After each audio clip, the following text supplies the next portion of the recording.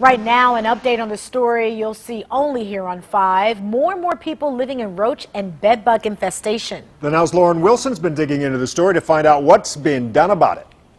Since the story I brought you about the infestation problem here in Cleveland Public Housing, multiple people have reached out expressing their frustration about the very same issue. I caught up with some of them today and finally nailed down CMHA housing officials to see how they're tackling the problem. We are out every 6 to 8 weeks to exterminate every unit, whether it has an issue or not. Cuyahoga Metropolitan Housing Authorities now saying they've got the situation under control after dozens of residents complained about the infestation. So when we are made aware of an issue, we immediately treat that issue. But was it immediately? Residents I spoke to said it's taken months. I'm not sure exactly what this time lapse was in this particular case.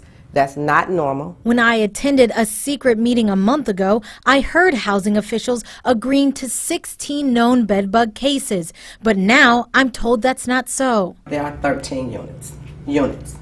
What about the 16 units that... We found 13, not 16. So is it being fully addressed? The first treatment is today. Meanwhile, the problem continues to spread. It's just horrible. It's just horrible. I'm tired of living in here. Darnella Barnes lives in housing miles away from the King Kennedy neighborhood where I first spoke to residents. She says she's complained about the roaches taking over, even has them in her cereal. And I ain't ever lived like that, so by me coming to CMHA property and have to live like that is just terrible. Her neighbor even had to get all of her furniture removed because of the bugs. But they have to get this under control. Dodging my questions about fully addressing all the residents' complaints, CMHA COO Carolyn Gator tells me they do accept responsibility for the issues they're aware of. We apologize for any inconvenience that we cause any residents at any time.